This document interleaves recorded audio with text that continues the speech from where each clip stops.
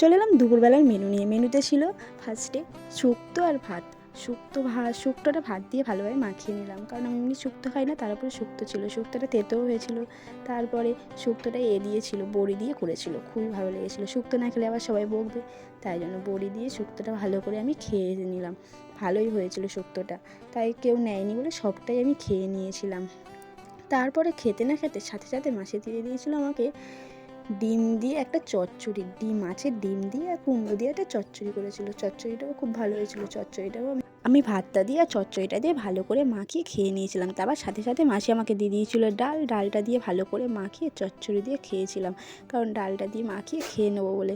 ডালটা দিয়ে ভালো করে চচ্চড়ি দিয়ে মাখিয়ে খেয়ে নিয়েছিলাম। তারপর ডালটা খেতে না খেতে তারপরে মাসি আমাকে ফের আবার দিয়ে দিয়েছিল মাছের মাছের ঝাল যেটাকে বলে।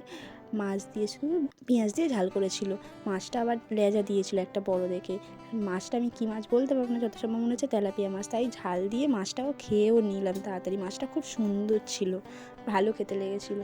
তারপর মাছটা খেতে না খেতে মাসি আমাকে মুরগির টেংরি দিয়ে দিয়েছিলো। তার টেংরিটা মাটন করেছিল, আমি মাটন খাই না, তাই জন্য আমাকে টেংরি দিয়েছিল, আমার জন্য টেংরি করেছিল মুরগি মাংসের। তা আমি ভাত দিয়ে ভালো করে আলু দিয়ে মাখাবো বলে লেবুটা আগে ভালো করে চিপে নিয়েছিলাম, যাতে ভালো লাগে খেতে। আর লেবু দিয়ে তো ভালো লাগবে, তাই আলু দিয়ে ভালো করে মাখিয়ে নিয়েছিলাম।